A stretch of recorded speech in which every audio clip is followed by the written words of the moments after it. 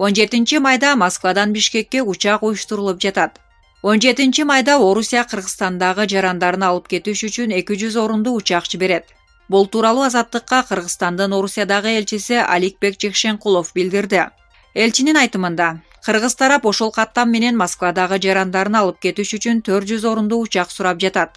Жекшенкулов коомдук комиссия түзүлүп, учак менен Москвадан Бишкекке кете тургандардын тизмеси такталарын маалымдады.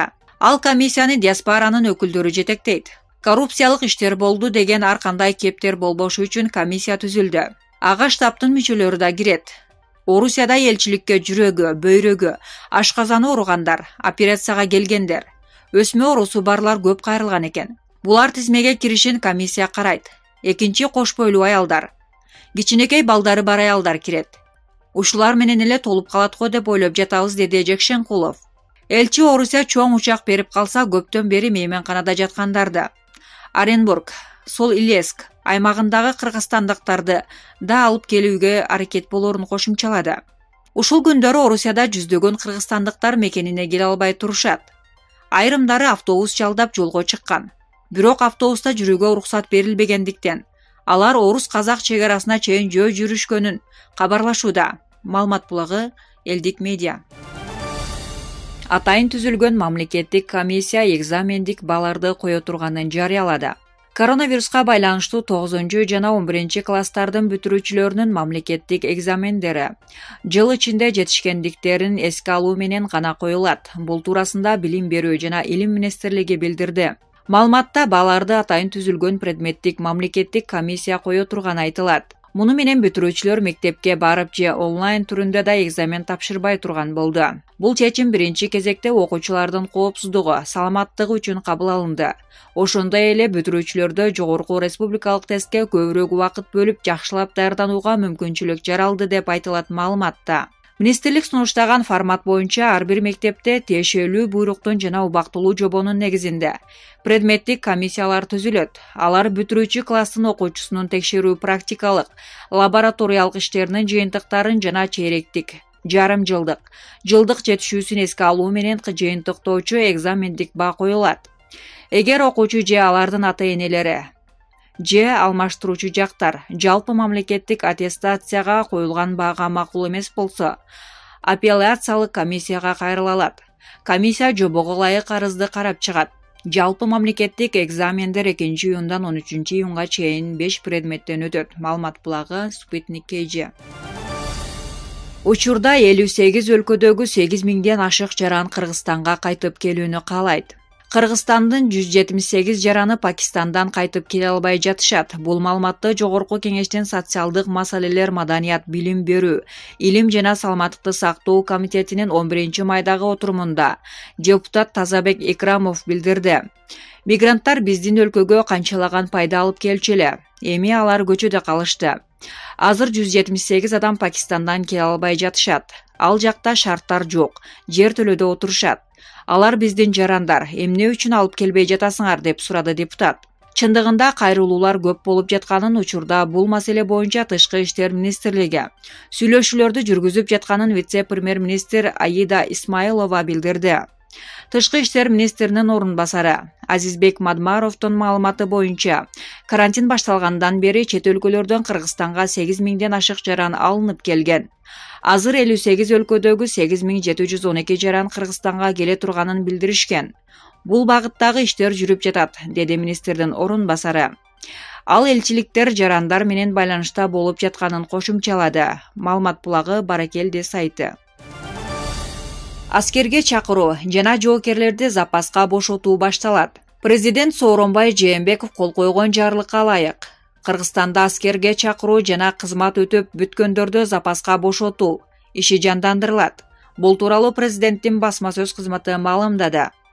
Жээнбеков Кыргызстандын куралдуу күчтөрүндө, аскердик түзүмдөрдө, мыйзамда аскердик кызмат катары эсептелген мамлекеттик органдарда жана альтернативдик кызматын өтөп бүткөндөрдү запаска бошотуу. Ошондой эле 2020-жылдын март-май айларында милдеттүү кызмат өтөөгө кезектеги чакыруу жөнүндө 2020-жылдын 18 февралындагы жарлыгын колдогон документке кол койду. Жарлык расмий жарыяланган күндөн тартып күчүнө кирет.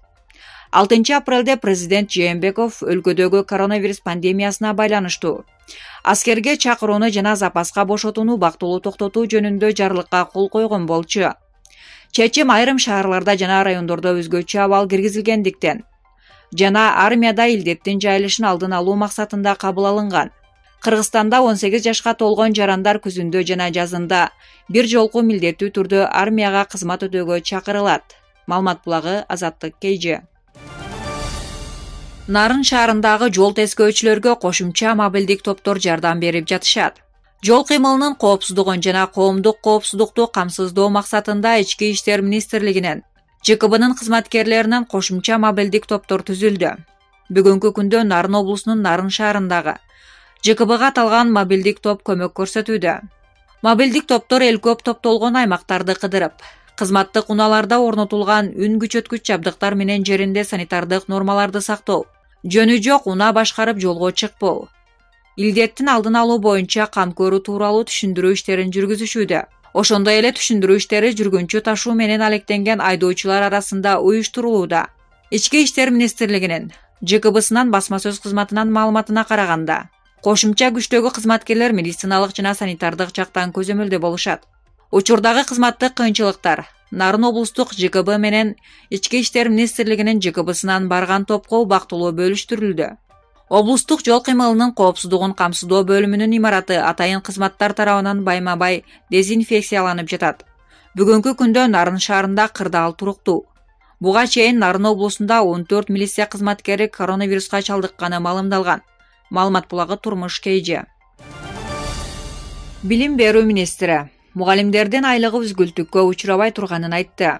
Бүгүн 11 майда Жогорку кеңештин комитет жыйынында депутат Саматбек Ибраимов мугалимдердин айлыгы тууралуу маселе көтөрдү.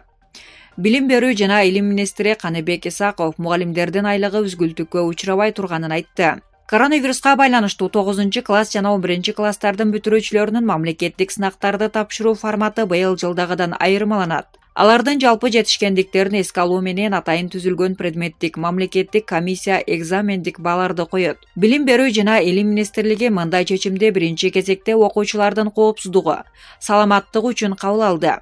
Ошондой эле бүтүрүүчүлөрдө жогорку республикалык тестке көбүрөөк убакыт ажыратып жакшылап даярданууга мүмкүнчүлүк жаралды дейт министр. Маалымат булагы Супер KG. Владимир Путин Орусияда 12 майдан баштап карантин токтотуларын айтты. Бүгүн 11 майда Орусиянын президенти Владимир Путин аталган өлкөдө 12 майдан баштап карантин токтотуларын айтты. Бул тууралуу орусиялык басылмалар жазып чыгышты. Чектөө режимдеринен чыгуу же жеңилдетүү бардык шарттарды санитардык талаптарды так сактоо менен жүргүзүлүшү керек. Өлкөбүз абдан чоң. Ошондуктан 12 майдан тарта бүткүл өлкө жана бардык тармактар үчүн бирдиктүү жумушчу эмес күндөр аяктайт. Бирок эпидемия менен күрөш бүтпөйт. Эпидемияга каршы күрөштүн кийинки мезгили чектөө режимдеринен этап менен чыгып кетүүнүн башталышы. Бул бир заматта болушу мүмкүн эмес, деди Орусия президенти. Орусия коронавирус аныкталгандардын ичинен дүйнөдө 3-орунда турат.